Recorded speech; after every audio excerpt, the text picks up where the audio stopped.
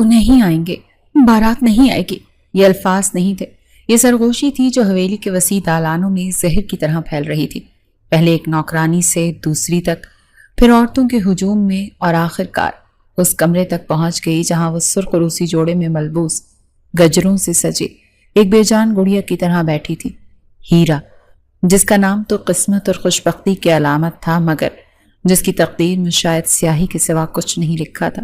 اس کا دل دھک سے رہ گیا، کانوں نے جو سنا تھا دماغ اسے تسلیم کرنے سے انکاری تھا۔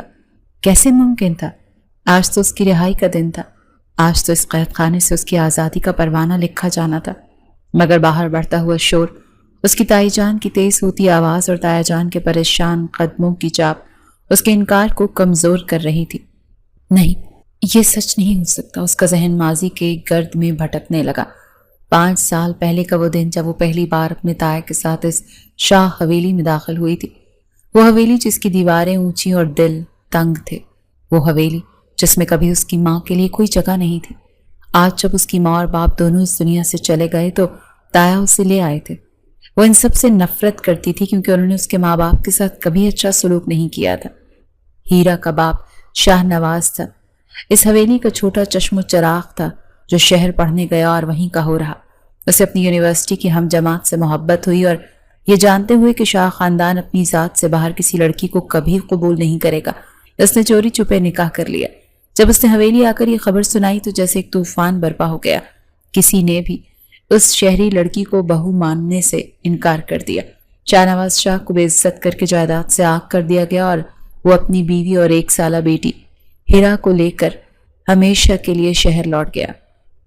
ہیرا کی پرورش شہر کے آزاد ماحول میں ہوئی تھی۔ وہ گاؤں کی گھٹن زدہ رسموں سے بالکل ناواقف تھی۔ وہ باادب، پڑھی لکھی اور ہر انسان کو برابر سمجھنے والی لڑکی تھی۔ پھر ایک دن اس کے والد کی ملاقات اپنے بڑے بھائی سے ہوئی جو اب ہیرا کے تایا تھے۔ شاہ نواز نے بھائی کو منانے کی بہت کوشش کی، اپنی بیٹی سے ملوایا اور کہا کہ آپ کی بھتیجی ہے، کیا اس سے بھی پیار نہیں کریں گے؟ اس دن پہلی بار ہیرا کے تایا نے اس کے سر پر پیار دیا تھا، مگر باپ کے اصرار کے باوجود وہ ان کے گھر نہیں گئے۔ پھر وہ منحوس دن آیا جب ایک کار حادثے نے ہیرا سے اس کے ماں باپ کو سایہ چھین لیا۔ وہ بالکل تنہا رہ گئی تھی۔ جب اس کے تایا کو خبر ہوئی تو خاندانی غیرت اور معاشرتی دباؤ کے تحت وہ مجبوراً ہیرا کو حویلی لے آئے، لیکن حویلی نہیں تھی، ایک عقوبت خانہ تھی۔ اس کی تائی اور دیگر رشتہ دار اس کے ساتھ نوکرانیوں سے بدتر سلوک کرتے۔ اس کی FSC کی پڑھائی یہ کہہ کر چھڑوا دی گئی کہ ہمارے خاندان کی لڑکیاں پڑھ لکھ کر سر چڑھ جاتی ہیں۔ اور پھر تھا ارسم شاہ، اس کا تایا ذات، اعلیٰ تعلیم یافتہ مگر جاگیر ڈارانہ سوچ اس کی رگ رگ میں خون کی طرح دوڑتی تھی۔ وہ ہیرا کو ایک لمحے کے لیے برداشت نہیں کرتا تھا۔ اسے ہیرا کے لباس، اس کے بولنے کے انداز، اس کی ہر ادا سے شکایت تھی۔ ایک دن حویلی کے باہر مردوں کی پنچایت ہو رہی تھی۔ ہیرا اپنے تایا جان کو بلانے کے لیے بے دہانی میں ننگے سر باہر چلی گئی۔ ارسم کی نظر جیسے ہی اس پر پڑی، اس کی آنکھوں میں خون اتر آیا۔ وہ جھپٹ کر اسے بازوں سے پکڑتا کھینچتا ہوا اندر لایا اور اپنی ماں کے قدموں میں لا پھینکا۔ اس کی گرجدار آواز پوری حویلی میں گونجی۔ ماں اسے کچھ حویلی کے رسم و رواج سکھائیں، ہماری عورتیں یوں مردوں کے پیچھ ننگے سر نہیں گھومتی۔ اس دن کے بعد وہ ذرا سی بات پر ہیرا کو نشانہ بناتا، لیکن ہیرا بھی اپنے باپ کی بیٹی تھی۔ وہ ان دقیانوسی روایتوں کو ماننے سے انکار کر دیتی۔ وہ کہتی کہ میرے باپ نے ان روایتوں سے ہی تو بغاوت کی تھی۔ میں نہیں مانتی کہ لڑکیوں کو تعلیم حاصل نہیں کرنی چاہیے، اگر میرے بس میں ہو تو یہاں کی ہر لڑکی کو پڑھاؤں۔ اس کی اس بات پر ارسم غصے سے پھنکارا تھا۔ تمہارا انتظام تو میں جلدی کرتا ہوں، تم ہمارے گاؤں کی لڑکیوں کو خراب کر دو گی۔ آخرکار اس کے تایا نے شہر میں اس کا رشتہ ڈھونڈنے کا فیصلہ کیا۔ جس دن ہیرا نے یہ سنا، اسے لگا جیسے سالوں کی قید کے بعد رہائی کی امید نظر آئی۔ وہ اس گھٹن زدہ ماحول سے آزاد ہونا چاہتی تھی۔ جلدی شہر سے کچھ لوگ آئے، انہوں نے آتے ہیرا کو پسند کر لیا اور شادی کی تاریخ بھی طے ہو گئی۔ ہیرا کی خوشی کا کوئی ٹھکانہ نہیں تھا۔ شادی سے 1 ہفتہ قبل ہلکی ہلکی بارش ہو رہی تھی۔ وہ خوشی سے بے قابو ہو کر حویلی کے لان میں آ گئی اور بھیگتے ہوئے گول گول گھومنے لگی۔ اس کے لبوں پر ایک ہی جملہ تھا کہ بس 1 ہفتہ، میں جلد اس حویلی سے آزاد ہو جاؤں گی۔ وہ اپنی آزادی کا جشن منا رہی تھی۔ اسی لمحے ارسم شاہ کی گاڑی حویلی میں داخل ہوئی۔ جیسے ہی وہ گاڑی سے نکلا، اس کی نظر بارش میں بھیگتی قہقہے لگاتی ہیرا پر پڑی۔ بھیگے ہوئے وجود، چہرے پر پھیلی معصوم مسکراہٹ اور آنکھوں میں آزادی کی چمک، نہ جانے کیوں آج وہ اسے اتنی مختلف اور خوبصورت لگی کہ ارسم وہی پتھر کا ہو گیا۔ وہ جو اسے ایک نظر دیکھنا گوارا نہیں کرتا تھا آج ٹکٹکی باندھے اسے دیکھتا جا رہا تھا، یہاں تک کہ وہ خود اندر چلی گئی۔ اس رات ارسم کو نیند نہیں آئی، بار بار وہی منظر اس کی آنکھوں کے سامنے گھوم رہا تھا۔ یہ کیا ہو رہا ہے تمہیں ارسم شاہ؟ تم اس بدتمیز لڑکی کے بارے میں کیوں سوچ رہے ہو؟ وہ خود کو جھنجھوڑتا مگر دل اس کے اختیار میں نہیں تھا۔ اور آج اس کی بارات کا دن تھا اور باہر سے آوازیں آ رہی تھی کہ بارات نہیں آئے گی۔ اس کے آنسو اس کے قابو میں نہیں رہے، اس کا خواب، اس کی آزادی، سب کچھ ایک لمحے میں ٹوٹ کر بکھر گیا۔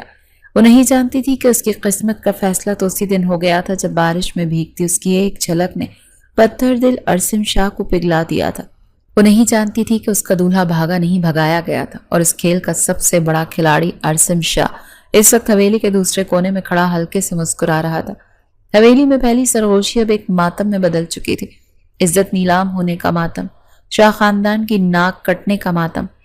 ہیرا کے کانوں میں پڑتی ہر آواز ایک تیز دھار خنجر کی طرح اس کے وجود میں اتر رہی تھی۔ اس کی تائی جان کے زہریلے جملے سب سے نمایاں تھے۔ منحوس ہے یہ لڑکی، جب سے اس حویلی میں قدم رکھا ہے نحوست ہی لائی ہے، شہر کی ہوا لگی ہوئی ہے۔ کون اپنی بہو بناتا؟ اچھا ہوا اس لڑکے نے اپنی جان چھڑا لی۔ تائی جان بے بسی سے ٹہل رہے تھے اور ان کی پریشانی ہیرا کے ٹوٹے ہوئے دل کے لیے نہیں بلکہ گاؤں والوں کے سامنے خاندانی وقار خاک میں مل جانے پر تھی۔ وہ بار بار بڑبڑا رہے تھے، اب میں لوگوں کو کیا منہ دکھاؤں گا کہ شاہ خاندان کی بیٹی دلہن بنی بیٹھی رہ گئی اور بارات ہی نہیں آئی۔ ہیرا کو اپنے وجود بے معنی لگ رہا تھا۔ یہ بھاری بھرکم سرخ جوڑا، یہ سونے کے زیورات، یہ سب اسے زنجیر محسوس ہو رہی تھی۔ وہ ایک ایسی مجرم تھی جس کا جرم اسے خود بھی معلوم نہ تھا۔ وہ اپنی جگہ سے ہل بھی نہ سکی، بس آنکھوں سے آنسوں کی لڑی تھی جو ٹوٹنے کا نام نہیں لے رہی تھی۔ اسی لمحے جب شور اپنی انتہا پر تھا، ایک گرجدار آواز نے سب کو ساکت کر دیا۔ بس بہت ہو گیا۔ سب نے پلٹ کر دیکھا، دہلیز پر ارسم شاہ کھڑا تھا۔ اس کے چہرے پر سنجیدگی اور آنکھوں میں ایک عجیب سی سختی تھی۔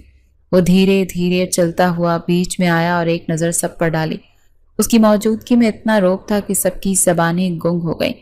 وہ اپنے باپ کے سامنے آ کر کھڑا ہوا اور ٹھوس لہجے میں بولا، شاہ خاندان کی عزت یوں نیلام نہیں ہوگی بابا سائیں۔ ایک شخص کے انکار سے ہماری غیرت پر حرف نہیں آ سکتا۔ تائی جان نے بے چارگی سے اسے دیکھا، لیکن اب ہم کر بھی کیا سکتے ہیں بیٹا؟ ارسن نے ایک لمحے کے لیے اپنی نظروں کا زاویہ بدلا اور اس کونے میں سہمی بیٹھی ہیرا پر ڈالا جو آنسوؤں میں ڈوبی اسے دیکھ رہی تھی۔ پھر اس نے وہ اعلان کیا جس نے حویلی کی بنیادیں ہلا دیں، میں ہیرا سے ابھی اور اسی وقت نکاح کروں گا۔ ایک لمحے کو گہرا سناٹا چھا گیا اور پھر جیسے ایک بھونچال آ گیا۔ اس کی ماں چیخ پڑی، ارسم تم ہوش میں تو ہو؟ اس لڑکی سے جس نے ہمارے خاندان کا نام بدنام کیا؟ مگر ارسم کے چہرے پر کوئی تاثر نہیں بدلا۔ اس نے صرف اپنے باپ کو دیکھا جو اس تجویز میں خاندانی عزت بچانے کا واحد راستہ دیکھ رہے تھے۔ انہوں نے فوراً فیصلہ سنا دیا، ارسم ٹھیک کہہ رہے، مولوی صاحب کو بلاؤ، نکاح بھی ہوگا۔ کسی نے ہیرا سے پوچھنے کی زحمت ہی نہیں کی۔ اس کی رائے، اس کی مرضی، اس کی زندگی سب بے معنی تھا۔ وہ ایک بے جان پتلی تھی جس کی ڈوریاں اب مکمل طور پر ارسم شاہ کے ہاتھ میں تھیں۔ نکاح کی سادہ اور پرتناؤ رسم شروع ہوئی۔ جب مولوی صاحب نے اس سے پوچھا، ہیرا بنت شاہ نواز شاہ، کیا آپ کو ارسم شاہ ولد حق مہر کے عوض نکاح قبول ہے؟ تو اس کی زبان جیسے تالو سے چپک گئی۔ اس کے سامنے دو راستے تھے، انکار کر کے ہمیشہ کے لیے ذلت کا طوق گلے میں ڈال لینا، یا قبول کر کے اس شخص کی قید میں چلے جانا جو اس کی نفرت کا مرکز تھا۔ اس کے پاس کوئی تیسرا راستہ نہیں تھا۔ اس کی کانپتی ہوئی گھٹی گھٹی آواز اس کے حلق سے نکلی، قبول ہے۔ اسے ارسم کے کمرے میں پہنچا دیا گیا، وہی کمرہ جس کے قریب سے گزرتے ہوئے بھی وہ ڈرتی تھی، آج اس کا دائمی ٹھکانہ بن چکا تھا۔ کمرے میں ہر چیز ارسم کی شخصیت کی عکاس کرتی تھی، مہنگی، پرروب اور بے لچک۔ وہ سیدھا ڈریسنگ ٹیبل کے سامنے جا کر کھڑی ہوئی۔ آئینے میں نظر آنے والا عکس اس کا اپنا نہیں لگ رہا تھا۔ وہ بے دردی سے اپنے زیورات نوچنے لگی، کانوں سے جھمکے کھینچے، گلے سے ہار اتارا اور پھر غصے اور بے بسی کے عالم میں اپنی کلائیوں پر سجی کانچ کی چوڑیاں دیوار پر دے ماری۔ چوڑیوں کے ٹوٹنے کی چھنکار اس کے ٹوٹے ہوئے خوابوں کا نوحہ تھی۔ اسی لمحے دروازہ کھلا اور ارسم اندر داخل ہوا۔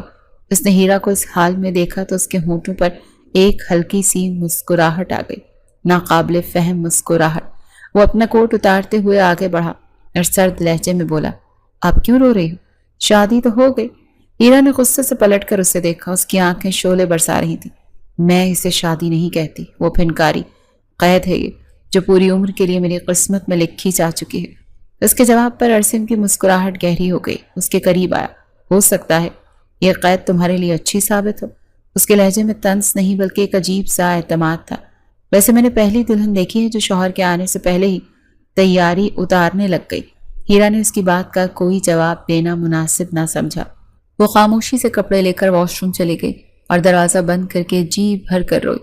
جب وہ باہر نکلی تو اس نے صوفے پر جانے کے لیے اپنا تکیہ اٹھایا، مگر اس سے پہلے کہ وہ ایک قدم بھی آگے بڑھاتی ارسم نے اس کا ہاتھ پکڑ لیا. اس کے لمس پر ہیرا کا پورا وجود کانپ گیا.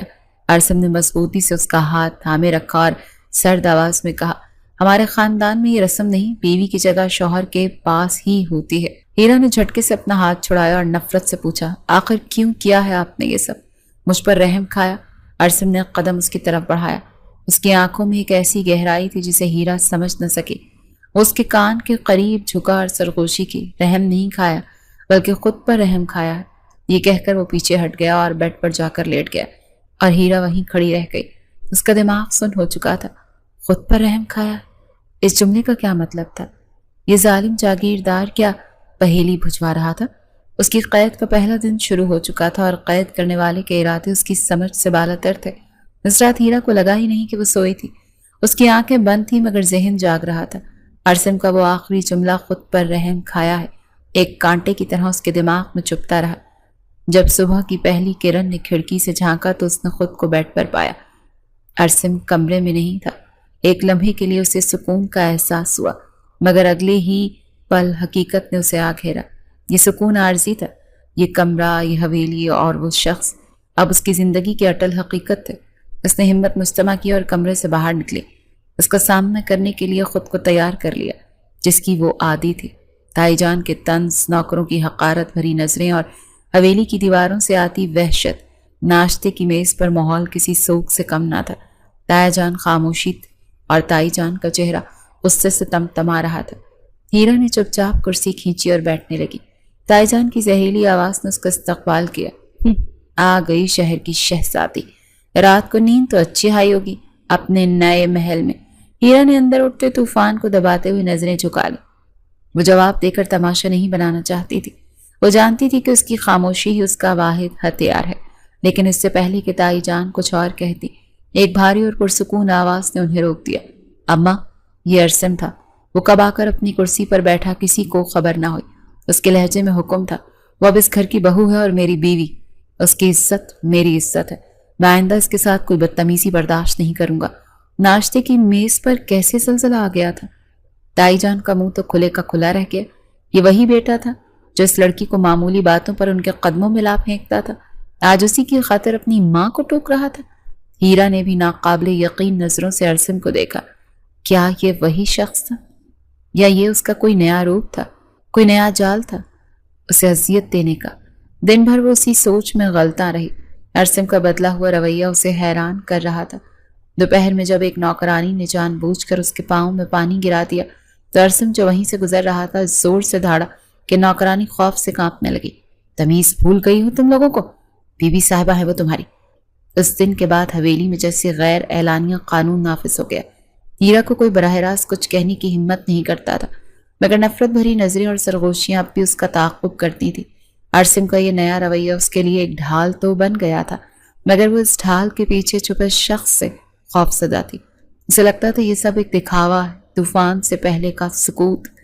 رات ہوئی تو اس نے پھر وہی عمل دہرایا. اپنا تکیہ اٹھایا اور صوفی کی جانب قدم بڑھائے. یہ اس کی خاموشی بغاوت تھی. یہ بتانے کا طریقہ کہ اس نے یہ رشتہ، یہ قید قبول نہیں کی. ارسم جو کتاب پڑھنے میں مصروف تھا اسے دیکھ رہا تھا. اس کے ہونٹوں پر ایک ہلکی سی مسکراہٹ نمودار ہوئی. ہیرا نے اسے نظر انداز کیا اور صوفے پر لیٹنے ہی لگی کہ ارسم اپنی جگہ سے اٹھا. اس نے بغیر کچھ کہے ہیرا کے ہاتھ سے تکیہ لیا اور واپس بیڈ پر رکھ دیا. ہیرا نے غصے سے اسے گھورا. میں نے کہا نا میں وہاں نہیں سوؤں گی. ارسم نے اس کے غصے کو خاطر میں نہ لاتے ہوئے سکون سے کہا. اور میں نے بھی کل بتا دیا تھا. وہ ایک قدم آگے بڑھا. کوئی اور رسم پوری کرو نہ کرو، یہ رسم ضرور پوری کرنی ہے. اس کے لہجے کی ٹھوسیت اور آنکھوں کی گہرائی نے ہیرا کو ایک پل کے لیے بے بس کر دیا. وہ کچھ کہنے کے لیے منہ کھول ہی رہی تھی کہ ارسم نے مسکراتے ہوئے مزید کہا. صوفے پر سونے سے کمر میں درد ہو جاتا ہے. میں اپنی بیوی کی صحت کا خیال نہیں رکھوں گا تو اور کون رکھے گا؟ اس کے لہجے میں چھپی شرارت اور فکر مندی کے ملے جلے تاثر نے ہیرا کو لاجواب کر دیا۔ یہ شخص اسے سمجھ نہیں آ رہا تھا، وہ ظالم تھا یا محافظ، قید کرنے والا یا قدردان، اسے اذیت دینا چاہتا تھا یا اس کے دل میں واقعی کوئی نرم گوشہ پیدا ہو گیا تھا۔ اس رات بھی وہ بیٹھ کے ایک کونے پر اس سے دور سمٹ کر لیٹ گئی، مگر آج اس کی سوچوں کا محور بدل گیا۔ نفرت اور غصے کی جگہ حیرت اور تجسس نے لے لی تھی۔ یہ حویلی جسے وہ قید خانہ سمجھتی تھی اب ایک ایسی پہیلی بن چکی تھی جس کا سب سے مشکل حصہ اس کا اپنا شوہر ارسم شاہ تھا۔ وقت مرہم بننے کی صلاحیت رکھتا ہے، مگر کچھ زخموں پر مرہم کی جگہ سوال اگنے لگتے ہیں۔ ہیرا اور ارسم کے درمیان بھی وقت گزر رہا تھا۔ کئی ہفتے بیت گئے، رات کو تکیہ لے کر صوفے پر جانے کی رسم اب ختم ہو چکی تھی۔ اب یہ خاموش معاہدہ تھا، ایک انکہی تفہیم کے بیڈ پر دونوں کی جگہ مقرر تھی۔ وہ اب بھی ایک دوسرے سے اجنبی تھے، مگر ان کی اجنبیت میں اب پہلے جیسی کاٹ نہیں تھی۔ ارسم کا رویہ ہیرا کے لیے ایک معمہ بنا ہوا تھا۔ وہ اس کی حفاظت کرتا، اس کا دفاع کرتا، مگر فاصلہ بھی برقرار رکھتا۔ اس کے قریب آنے کے بہانے ڈھونڈتا تھا، مگر کبھی حد پار نہ کرتا۔ اس کا یہ ضبط ہیرا کو مزید الجھا دیتا۔ ایک صبح ارسم کو کسی کام سے شہر جانا پڑا۔ حویلی میں سب حیران رہ گئے جب اس نے ناشتے کی میز پر انتہائی سکون سے ہیرا سے کہا، تیار ہو جاؤ، تم بھی میرے ساتھ شہر چل رہی ہو۔ ہیرا کے ہاتھ میں پکڑا نوالا وہیں رک گیا۔ تائی جان نے فوراً لقمہ دیا۔ اسے شہر لے جا کر کیا کرو گے؟ حویلی کی عورتیں یوں مردوں کے ساتھ بے مقصد نہیں پھرتی۔ ارسم نے اپنی ماں کی بات کو مکمل طور پر نظر انداز کرتے ہوئے اپنی نظریں ہیرا پر مرکوز رکھی۔ اس کی آنکھوں میں ایک سوال تھا اور ایک نرم سا حکم بھی۔ ہیرا نے ایک لمحے کے لیے انکار کرنا چاہا۔ اس شخص کے ساتھ اکیلے سفر کا خیال ہی اسے خوف زدہ کر رہا تھا، مگر پھر اسے حویلی کی گھٹن کا احساس ہوا۔ باہر نکلنے کا، کھلی ہوا میں سانس لینے کا موقع وہ کھونا نہیں چاہتے تھے۔ اس نے آہستہ سے سر ہلایا۔ سفر خاموشی میں کٹا۔ ہیرا کھڑکی سے باہر بدلتے منظروں کو دیکھ رہی تھی اور ارسم پوری توجہ سے ڈرائیونگ کر رہا تھا۔ شہر پہنچ کر ارسم نے اسے گاڑی میں ہی انتظار کرنے کو کہا اور خود کسی دفتر میں چلا گیا۔ گھنٹے بھر بعد جب وہ واپس آیا تو اس کے ہاتھ میں شاپنگ بیگز تھے۔ اس نے وہ بیگز پچھلی سیٹ پر رکھے اور ہیرا سے پوچھا، کچھ کھاؤ گی؟ ہیرا نے نفی میں سر ہلایا۔ اس کی اس مہربانی سے مزید محتاط ہو رہی تھی۔ واپسی پر ارسم نے گاڑی ایک مارکیٹ کے پاس روکی۔ مجھے کچھ کتابیں لینی ہیں، تم گاڑی میں بیٹھو۔ وہ جانے ہی والا تھا کہ ہیرا نے بے اختیار کہا، میں بھی چلوں؟ وہ گاڑی میں بیٹھے بیٹھے تنگ آ گئی تھی۔ ارسم نے ایک لمحے کو اسے دیکھا، پھر دروازہ کھول دیا۔ آ جاؤ۔ مارکیٹ میں چلتے ہوئے ہیرا کو ایک عجیب سی آزادی کا احساس ہوا، مگر یہ آزادی ارسم کی موجودگی کی وجہ سے ادھوری تھی۔ وہ اس سے چند قدم پیچھے چل رہی تھی۔ اسی اثنا میں سامنے سے آتے چند اوباش لڑکوں کی نظر ہیرا پر پڑی اور انہوں نے بے باکی سے آوازیں کسنا شروع کر دی۔ ہیرا کا دل ڈوبنے لگا اور اس نے فوراً دوپٹے سے خود کو مزید ڈھانپا، رفتار تیز کر دی۔ ارسم جو آگے چل رہا تھا آوازیں سن کر پلٹا۔ اس نے لڑکوں کی غلیظ نظروں کو ہیرا کا تعاقب کرتے دیکھا تو ایک لمحے میں اس کی آنکھیں سرخ ہو گئیں۔ وہ غصے سے ان کی طرف بڑھا، مگر پھر کچھ سوچ کر رک گیا۔ اس نے کوئی تماشا نہیں کیا، صرف ایک قدم پیچھے ہٹ کر ہیرا کے قریب آیا اور انتہائی حفاظتی انداز میں اپنا ایک بازو اس کے گرد حائل کرتے ہوئے اسے اپنے حصار میں لے لیا۔ پھر اس نے اپنی سرد فولادی نظریں ان لڑکوں پر گاڑ دیں۔ اس کی خاموش نگاہوں میں وہ دھمکی، وہ قہر تھا کہ لڑکوں کے قدم وہیں جم گئے۔ ارسم اسے اپنے ساتھ لیے کتابوں کی دکان میں داخل ہو گیا، مگر ہیرا کا پورا وجود کانپ رہا تھا۔ یہ خوف نہیں تھا، یہ حیرت تھی۔ پرانے ارسم نے ایسی صورتحال میں یقیناً سارا الزام اسی پر ڈالا ہوتا، مگر آج اس شخص نے بغیر ایک لفظ کہے اس دنیا کی ہر نظر سے اسے بچا لیا تھا۔ اس کے بازوں کے حصار میں اسے پہلی بار تحفظ کا احساس ہوا۔ اس رات جب وہ اپنے کمرے میں تھے تو ماحول میں ایک نئی تبدیلی تھی۔ ہیرا اب بھی خاموش تھی، مگر اس کی خاموشی میں اب نفرت نہیں، سوچ تھی۔ ارسم نے اسے بستر پر گمسم بیٹھے دیکھا تو ایک ملازم کو بلا کر اس کے لیے چائے لانے کو کہا۔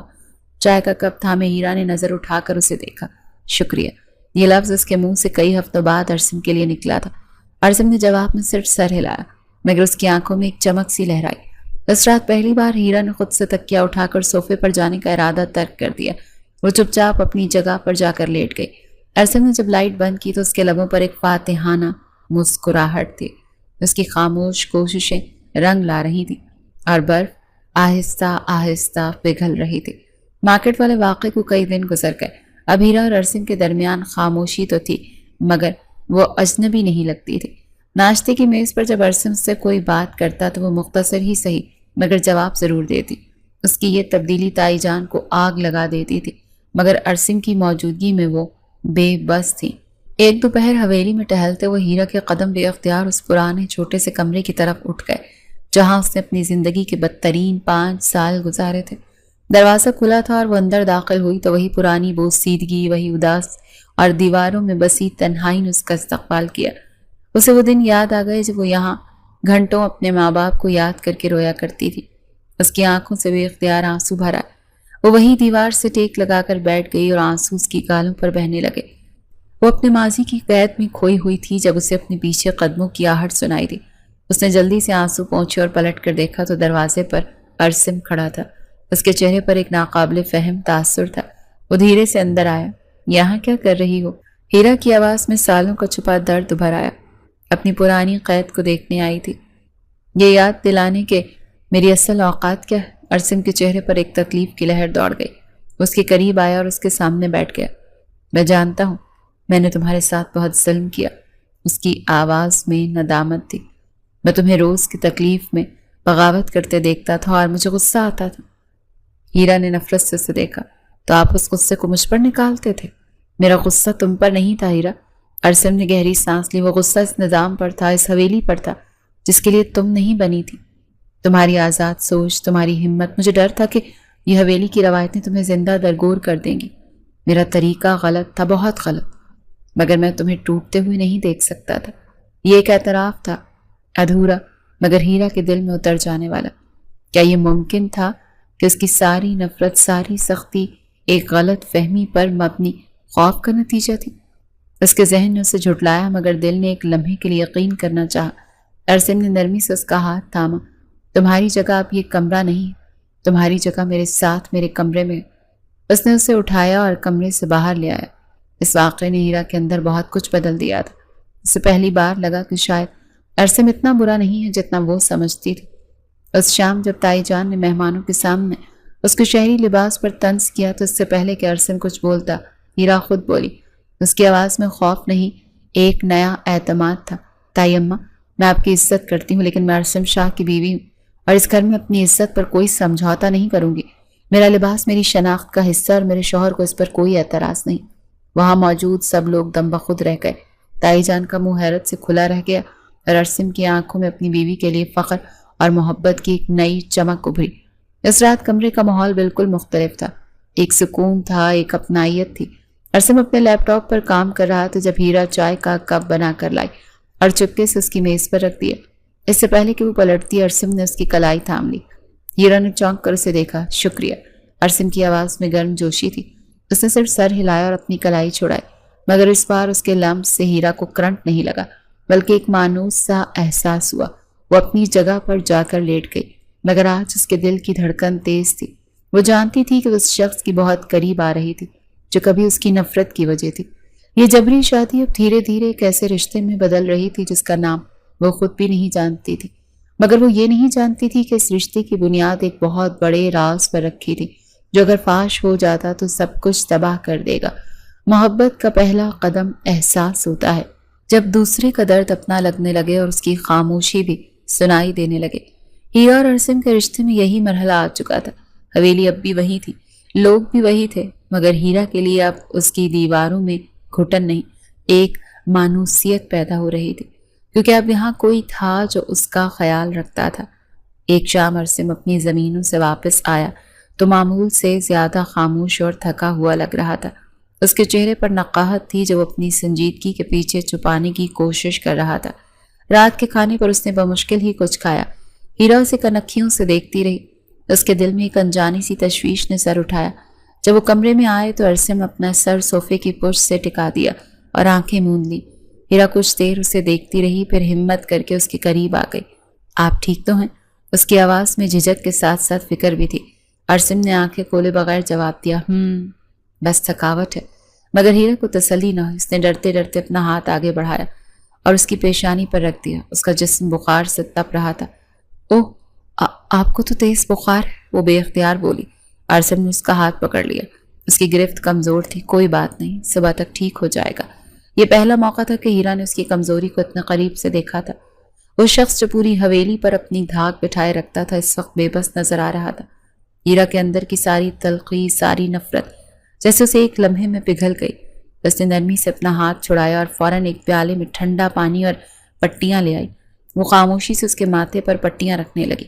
ارسم نے کوئی مزاحمت نہیں کی، بس آنکھیں بند کیے لیٹا رہا۔ اس کی خاموش خدمت گزاری ارسم کے دل میں اتر رہی تھی۔ کچھ دیر بعد ہیرا اس کے لیے دوا اور گرم دودھ کا گلاس لے آئی۔ یہ پی لیں، آرام آئے گا۔ ارسم نے سہارا لے کر اٹھتے ہوئے دوا کھائی اور دودھ کا گلاس تھام لیا تھا۔ اس کی نظریں ہیرا کے چہرے پر تھیں جو سوئی نہیں تھی اب تک۔ آپ کی طبیعت ٹھیک نہیں ہے، مجھے نیند کیسے آ سکتی ہے؟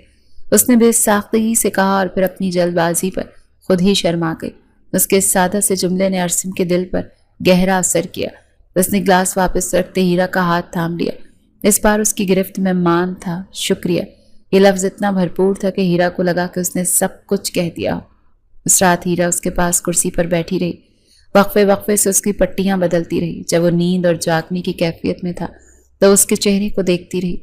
نیند میں اس کے چہرے کی سختی کم ہو گئی تھی، ایک معصومیت در آئی تھی۔ ہیرا نے خود سے سوال کیا، کیا وہ اب بھی اس شخص سے نفرت کرتی ہے؟ جواب اس کے دل سے نفی میں آیا۔ نفرت کب کی ختم ہو چکی تھی، اب تو اس کی جگہ ایک ایسا احساس لے رہا تھا جسے وہ محبت کہتے ہوئے ڈرتی تھی۔ اسے احساس ہوا کہ وہ اس قید خانے میں قید نہیں رہی، بلکہ اس نے اس قید خانے کے محافظ کو ہی اپنا قیدی بنا لیا تھا۔ اس رات جب چاندنی کمرے میں پھیلی ہوئی تھی تو ہیرا نے پہلی بار دل سے رشتے کو قبول کیا۔ اسے معلوم نہیں تھا کہ آنے والا کل کیا طوفان لائے گا، مگر آج کی رات وہ صرف ارسم شاہ کی بیوی تھی اور اسے اس احساس سے سکون مل رہا تھا کہ ارسم کی بیماری نے ان دونوں کے درمیان موجود آخری دیوار بھی گرا دی۔ اب ان کے درمیان ایک ایسا رشتہ تھا جس میں جھجک کی جگہ مان اور فیصلے کی جگہ قربت نے لے لی تھی۔ ارسم اب ہیرا سے اپنی چھوٹی چھوٹی باتیں شیئر کرتا، اپنے کام اور اپنی ذمہ داریوں کے بارے میں بتاتا۔ اسے بتاتا کہ وہ کس طرح گاؤں کی بہتری کے لیے کچھ کرنا چاہتا ہے۔ تمہاری سوچ غلط نہیں تھی ہیرا، تعلیم واقعی ضروری ہے، خاص کر لڑکیوں کے لیے۔ میں یہاں لڑکیوں کے لیے ایک اسکول بنوانے کا سوچ رہا ہوں۔ اس کی باتیں سن کر ہیرا کی آنکھوں میں چمک آ جاتی۔ اسے یقین نہیں آتا کہ یہ وہی ارسم شاہ ہے جو تعلیم کو عورتوں کے لیے خرابی سمجھتا تھا۔ وہ جان گئی تھی کہ اس کی محبت نے اس جاگیردار کو اندر سے بدل دیا تھا۔ شادی کو تقریباً 2 مہینے گزر چکے تھے۔ ان کا رشتہ ہر گزرتے دن کے ساتھ گہرا ہوتا جا رہا تھا۔ ایک رات کمرے میں مکمل خاموشی تھی، بس ان کی سانسوں کی آواز سے۔ ارسم بیڈ پر نیم دراز اسے دیکھ رہا تھا جو آئینے کے سامنے بیٹھی اپنے بال سنوار رہی تھی۔ وہ اٹھا اور اس کے پیچھے آ کر کھڑا ہو گیا۔ ہیرا نے آئینے میں اس کا عکس دیکھا تو اس کے دل کی دھڑکنیں تیز ہو گئی تھیں۔ ارسم نے اس کے کاندھے پر ہاتھ رکھا۔ ہماری شادی کو 2 مہینے ہو چکے ہیں ہیرا۔ اس کی آواز میں ایک گہری سنجیدگی تھی۔ میں نے ابھی تک اپنا شوہر ہونے کا حق نہیں جتایا، میں صرف ایک دوست کی طرح تمہارے ساتھ رہا، لیکن آج میں اپنا حق وصول کرنا چاہتا ہوں۔ اس کے الفاظ امرت کی طرح ہیرا کی سماعت میں اترے اور اس کے رخسار حیا سے سرخ ہو گئے۔ اس نے شرم سے اپنی پلکیں جھکا لیں۔ یہ اس کا خاموش اقرار تھا۔ ارسم نے اس کی ٹھوڑی کو پکڑ کر اس کا چہرہ اوپر اٹھایا۔ میں چاہتا ہوں کہ تم اس رشتے کو پہلے دل سے قبول کر لو، تبھی ہم اپنی زندگی کی نئی شروعات کریں گے۔ اور اب مجھے محسوس ہو رہا ہے کہ تم نے اس رشتے کو قبول کر لیا ہے۔ ہیرا نے نم آنکھوں سے مسکراتے ہوئے اسے دیکھا۔ جس کا محبوب اتنی محبت کرنے والا ہو کہ اس کے لیے خود کو بدل دے، اس کی محبوبہ کیسے اس کی محبت سے انکار کر سکتی ہے؟ اس کا یہ قرار سن کر ارسم نے اسے اپنے بازوؤں کے حصار میں سمیٹ لیا۔ وہ لمحہ ان دونوں کی زندگی کا سب سے خوبصورت لمحہ تھا۔ وہ اپنی محبت کی تکمیل کے بہت قریب تھی۔ ارسم نے اسے خود سے الگ کیا۔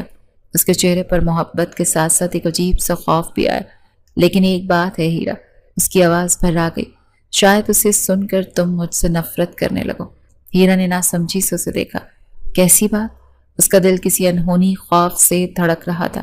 ارسم نے ایک لمبی سانس لی، جیسے اپنے اندر کی ساری ہمت جمع کر رہا۔ اس رات، تمہاری شادی کی رات، تمہارا دھولا بھاگا نہیں تھا۔ ہیرا کی آنکھیں حیرت سے پھیل گئیں۔ تو پھر؟ اسے میں نے بھگایا تھا۔ یہ 6 الفاظ نہیں، ایک بجلی تھی جس نے ہیرا کے وجود کی ہر دیوار کو منہدم کر دیا تھا۔ وہ جس شخص کے بازو میں اپنی جنت تلاش کر چکی تھی، ایک لمحے میں وہ شخص اس کے سب سے بڑے گنہگار کے روپ میں سامنے آ کھڑا ہوا۔ وہ جھٹکے سے اس کے حصار سے نکلی۔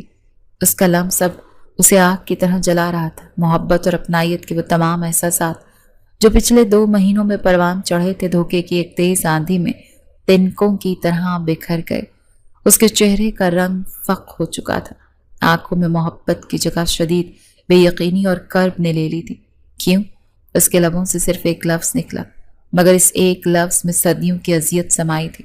ارسم نے آگے بڑھ کر اسے تھامنا چاہا، مگر ہیرا نے ایک زخمی ناگن کی طرح پھنکارتے ہوئے اسے پیچھے دھکیل دیا۔ ہاتھ مت لگانا مجھے، آپ نے میرے ساتھ کھیل کھیلے، ایک گھنونا کھیل۔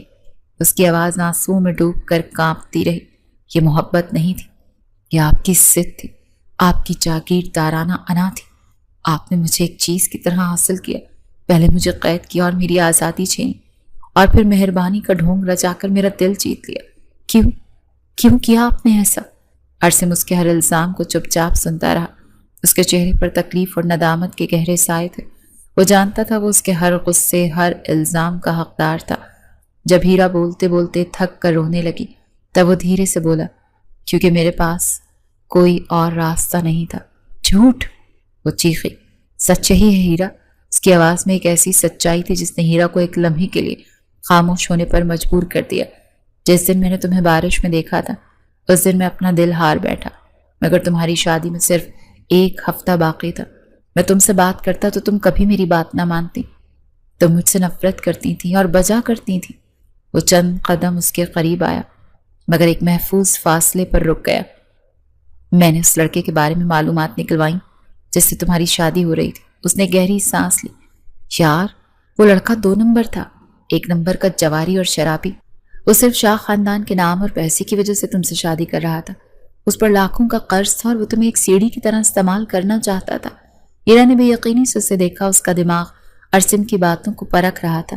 ارسم نے اپنی بات جاری رکھی۔ مجھے یقین نہیں آیا تو میں خود اس سے ملا۔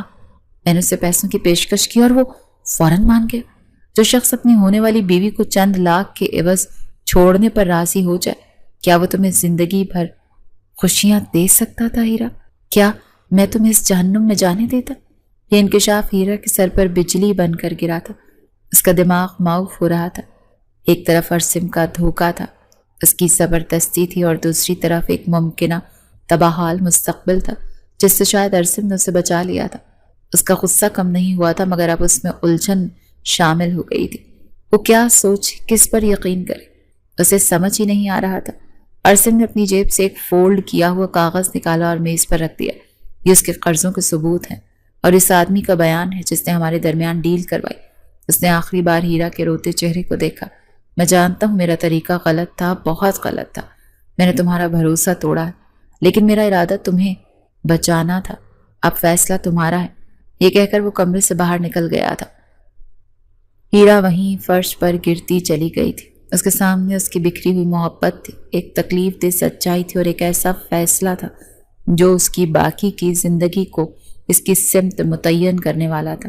اس رات وہ ایک بار پھر اسی کمرے میں اکیلی تھی، مگر یہ تنہائی پہلے سے کہیں زیادہ اذیت ناک تھی۔ اگلے کئی دن حویلی پر ایک عجیب بوجھل خاموشی طاری رہی۔ ہیرا اور ارسم ایک ہی کمرے میں رہتے ہوئے بھی 2 الگ الگ سیاروں کے باسی تھے۔ ہیرا اس سے بات نہیں کرتی تھی اور نہ ہی اس کی طرف دیکھتی تھی۔ وہ اپنا زیادہ تر وقت کتابوں میں یا کمرے کی کھڑکی سے باہر دیکھتے گزارتی تھی۔ ارسم بھی خاموش تھا، اسے بھی وقت دے رہا تھا، اس کے فیصلے کا انتظار کر رہا تھا۔ وہ جانتا تھا کہ اس نے جو زخم لگایا ہے اسے بھرنے میں وقت لگے گا۔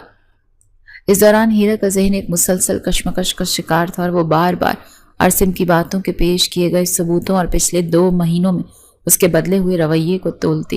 کیا اس کی محبت اتنی کھوکھلی تھی کہ ایک سچ سن کر ختم ہو جائے، یا اس کا دھوکہ اتنا بڑا تھا کہ اس کی محبت کو نگل جائے؟ وہ یاد کرتی کہ کس طرح ارسم نے اسے اپنی ماں کے سامنے عزت دی، کس طرح مارکیٹ میں اس کی حفاظت کی، کس طرح اس کی بیماری میں ایک چھوٹے بچے کی طرح اس کی تیمارداری قبول کی۔ یہ سب جھوٹ نہیں ہو سکتا۔ اس کی آنکھوں میں جو محبت اس نے دیکھی تھی وہ فریب نہیں ہو سکتی۔ اسے احساس ہوا کہ ارسم کے 2 روپ تھے، ایک وہ ضدی انا پرست جاگیردار جو اپنی پسند کی ہر چیز حاصل کرنا چاہتا تھا، اور ایک وہ محبت کرنے والا شوہر جو اس کی خوشی کے لیے خود کو بھی بدلنے پر تیار تھا۔ غلطی دونوں سے ہوئی تھی۔ ارسم نے زبردستی کی اور اس نے نفرت کرنے میں جلد بازی۔ ایک شام جب ارسم کمرے میں داخل ہوا تو اس نے ہیرا کو اپنا منتظر پایا۔ آج کئی دنوں بعد اس نے ارسم کو براہ راست دیکھا۔ مجھے آپ سے کچھ بات کرنی ہے، ہیرا کی آواز پرسکون تھی۔ ارسم کا دل دھڑک اٹھا۔ وہ خاموشی سے اس کے سامنے بیٹھ گیا۔ آپ کا طریقہ غلط تھا، ہیرا نے اپنی بات شروع کی۔ آپ نے مجھ پر بھروسہ نہیں کیا۔ آپ مجھ سے بات کر سکتے تھے، مجھے سب کچھ بتا سکتے تھے۔ میں جانتا ہوں۔ ارسم نے فوراً اپنی غلطی تسلیم کی۔ اس کی آنکھوں میں گہری ندامت تھی۔ میں اس وقت صرف ایک خود غرض انسان تھا جو تمہیں کھونے سے ڈر رہا تھا۔ میں نے تمہارے اعتماد کا قتل کیا اور میں اس کی ہر سزا بھگتنے کو تیار ہوں۔ اس کے کھلے اعتراف نے ہیرا کے دل میں بچی کچی برف بھی پگھلا دی۔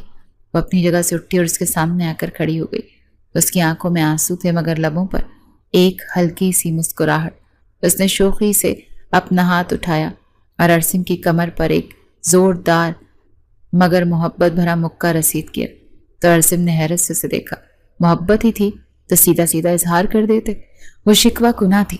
جانتے تو تھے میں سیدھی بات کرنے والی لڑکی ہوں۔ میں خود ہی اس شادی سے انکار کر دیتی۔ اتنا بڑا ڈرامہ کرنے کی کیا ضرورت تھی؟ اس کی اس بات پر، اس انداز پر عرصم کے چہرے پر پھیلی سنجیدگی یکلخت ختم ہو گئی۔ ایک لمحے کو اسے دیکھتا رہا اور پھر بے اختیار ہنس پڑا۔ اس کی ہنسی دیکھ کر ہیرا بھی ہنس پڑی۔ وہ دونوں ہنستے رہے اور ان کی ہنسی میں سارے گلے شکوے، سارا درد، سارا دھوکہ بہہ گیا۔ یہ معافی تھی، یہ قبولیت تھی، یہ ان کے رشتے کی حقیقی شروعات تھی۔ جب ان کی ہنسی تھمی تو عرصم نے اسے اپنی باہوں میں بھر لیا۔ اس بار ہیرا نے خود کو اس کے حوالے کر دیا، مکمل طور پر، بغیر کسی ڈر، بغیر کسی شک کے۔ میں تم سے محبت کرتا ہوں ہیرا، میں بھی آپ سے محبت کرتی ہوں عرصم۔ عرصم نے اپنی مہر محبت اس کی پیشانی پر ثبت کر دی۔ آج ان کی شادی کی اصل رات تھی، ایک ایسی رات جس کی بنیاد جھوٹ پر نہیں بلکہ ایک تکلیف دہ سچائی کو قبول کر کے، ایک دوسرے کو معاف کر کے رکھی گئی تھی۔ یہ محبت اب پہلے سے کہیں زیادہ مضبوط اور پائیدار تھی۔ وقت کا کام ہے گزرنا، مگر کچھ لوگوں کی زندگیوں میں وہ ایسے گزرتا ہے کہ اپنے پیچھے خوشیوں اور کامیابیوں کے ان مٹ نقوش چھوڑ جاتا ہے۔ شاہ حویلی میں بھی گزرتے وقت نے سب کچھ بدل دیا تھا۔ 3 سال کے عرصے میں وہ حویلی جس کی راہداریوں میں کبھی صرف خاموشی اور گھٹن کا راج تھا، اب قہقہوں اور زندگی سے بھرپور تھی۔ اس تبدیلی کی روح ہیرا تھی۔ وہ اب صرف عرصم شاہ کی بیوی نہیں بلکہ اس گھر کی وہ روشنی تھی جس نے ہر کونے سے اندھیروں کو مٹا دیا تھا۔ اب حویلی کے صحن میں وہ منظر عام تھا جہاں ہیرا شام کی چائے کے دوران اپنی چھوٹی نندوں اور خاندان کی دوسری لڑکیوں کے ساتھ بیٹھی ان کے کالج اور یونیورسٹی کے قصے سنتی، ان کی رہنمائی کرتی، ان کے خوابوں کو سراہتی اور انہیں آگے بڑھنے کا حوصلہ دیتی۔ حویلی کے ملازم اب اس سے خوف نہیں کھاتے تھے بلکہ اس کی عزت اور محبت کرتے تھے، کیونکہ وہ ان کے ساتھ ایک خاندان کے فرد کی طرح پیش آتی تھی۔ عرصم نے اپنا سب سے بڑا وعدہ پورا کیا تھا۔ گاؤں کے کنارے پر ہرے بھرے کھیتوں کے بیچ و بیچ ایک شاندار عمارت سر اٹھائے کھڑی تھی جس پر جلی حروف میں لکھا تھا شاہ نواز شاہ گرلز اسکول۔ یہ ہیرا کے والد کے نام پر بنایا گیا علم کا وہ مندر تھا جس کا خواب ہیرا نے اپنی قید کے دنوں میں دیکھا تھا۔ اسکول کے افتتاح کا دن گاؤں کے لیے کسی تہوار سے کم نہیں تھا۔ پورا گاؤں امڑ آیا تھا۔ اسٹیج پر جب ہیرا کو تقریر کے لیے بلایا گیا تو ایک لمحے کے لیے اسے اپنا ماضی یاد آیا۔ وہ لڑکی جو ننگے سر پنچایت میں جانے پر ذلیل کی گئی تھی، آج اسی گاؤں کے سینکڑوں مردوں اور عورتوں کے سامنے سر اٹھائے کھڑی تھی۔ اس کی آواز میں ایک نیا اعتماد اور درد مندی تھی۔ میں بھی آپ ہی کی طرح اس دھرتی کی بیٹی ہوں۔ ایک وقت تھا جب مجھے بتایا گیا کہ تعلیم عورت کو باغی بنا دیتی ہے، لیکن آج میں آپ سب کو بتانا چاہتی ہوں کہ تعلیم عورت کو باغی نہیں، باوقار بناتی ہے۔ یہ اسے پر نہیں دیتی کہ وہ اڑ جائے بلکہ ایسی جڑیں دیتی ہے کہ وہ اپنے خاندان اور اپنی زمین سے مضبوطی سے جڑ جائے۔ اس نے ایک نظر مجمع پہ کھڑے عرصم پر ڈالی جس کی آنکھیں فخر سے بھیگ رہی تھیں، اور اس خواب کو حقیقت کا روپ میرے شوہر عرصم شاہ نے دیا، جنہوں نے یہ ثابت کیا کہ ایک سچا مرد عورت کو قید نہیں کرتا بلکہ اسے اتنی طاقت دیتا ہے کہ وہ آسمان کو چھو لے۔ پوری فضا تالیوں سے گونج اٹھی۔ تقریر کے بعد جب وہ نیچے اتری تو اس کی تائی جان اس کے پاس آئیں۔ ان کے چہرے پر تلخی نہیں، ایک عجیب سی نرمی تھی۔ انہوں نے ہیرا کے سر پر ہاتھ رکھا اور دھیرے سے بولی، آج تم نے صرف اپنے باپ کا نہیں، پورے شاہ خاندان کا سر فخر سے بلند کر دیا۔ یہ چند الفاظ ہیرا کے لیے کسی انعام سے کم نہیں تھے۔ یہ اس بات کا ثبوت تھا کہ محبت اور صبر سے پتھر دل بھی موم کیے جا سکتے ہیں۔ عرصم نے ہیرا کی اپنی تعلیم کا بھی پورا خیال رکھا۔ راتوں کو جب سارا گھر سو جاتا تو ان کے کمرے کی بتی چل رہی ہوتی۔ عرصم اپنا کام کرتا اور ہیرا اپنی کتابوں میں گم ہوتی۔ اکثر عرصم کام چھوڑ کر اسے پڑھتے ہوئے دیکھتا رہتا۔ اسے اپنی بیوی کے چہرے پر علم کی روشنی دیکھ کر ایک گہرا سکون ملتا۔ وہ اکثر کہتا کہ تم اس حویلی کی پہلی عورت ہو جو گریجویشن کرے گی، اور ایک دن تم سے تحریک پا کر یہاں کی ہر لڑکی پڑھے گی۔ ان کی محبت کی بیل پر 2 خوبصورت پھول بھی کھلے، ایک بیٹا جس کا نام انہوں نے شاہ نواز کے نام پر شاہ زین رکھا، اور ایک بیٹی جسے وہ ماہنور کہتے تھے۔ عاصم اور ہیرا اس بات کو یقینی بناتے کہ ان کے بچوں کی پرورش ان دقیان اسی خیالات کے سائے میں نہ ہو جن کے خلاف انہوں نے خود جنگ لڑی تھی۔ ایک ہی شام وہ دونوں حویلی کی چھت پر بیٹھے سورج کو غروب ہوتے دیکھ رہے تھے۔ ٹھنڈی ہوا چل رہی تھی اور شاہزین اپنے کھلونوں سے کھیل رہا تھا اور ماہنور ہیرا کی گود میں تھی۔ ہیرا نے اپنا سر عاصم کے کاندھے پر رکھتے ہوئے کہا، کبھی کبھی میں سوچتی ہوں کہ اگر اس دن آپ نے وہ شادی نہ رکوائی ہوتی تو آج میں کہاں ہوتی۔ عاصم نے اس کا ہاتھ اپنے ہاتھ میں لیا اور اسے نرمی سے دبایا۔ اس کی آواز میں گہری سنجیدگی تھی۔ تم جہاں بھی ہوتی خوش نہ ہوتی، لیکن میں دنیا کا سب سے بدقسمت اور ادھورا انسان ہوتا۔ میں نے خود کو اس دن پایا تھا ہیرا جس دن میں نے تمہیں پایا تھا۔ تم نے صرف مجھے نہیں بدلا، تم نے مجھے اس مغرور اور ظالم انسان بننے سے بچا لیا جو میں بنتا جا رہا تھا۔ ہیرا نے مسکرا کر اسے دیکھا، اور آپ نے مجھے وہ زندگی دی جس کا میں نے خواب بھی نہیں سوچا تھا۔ عاصم نے جھک کر اس کی پیشانی پر بوسہ دیا۔ ہم نے ایک دوسرے کو مکمل کیا ہے۔ سورج افق میں ڈوب رہا تھا اور اس کی سنہری روشنی پوری حویلی پر پھیل رہی تھی۔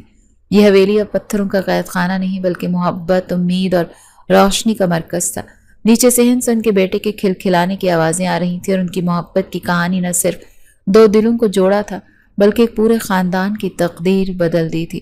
یہ اس بات کا جیتا جاگتا ثبوت تھا کہ سچی محبت ہر دیوار کو گرا سکتی ہے، ہر زخم کو بھر سکتی ہے اور ایک جبری رشتے کو بھی ایک لازوال داستان میں بدل سکتی ہے۔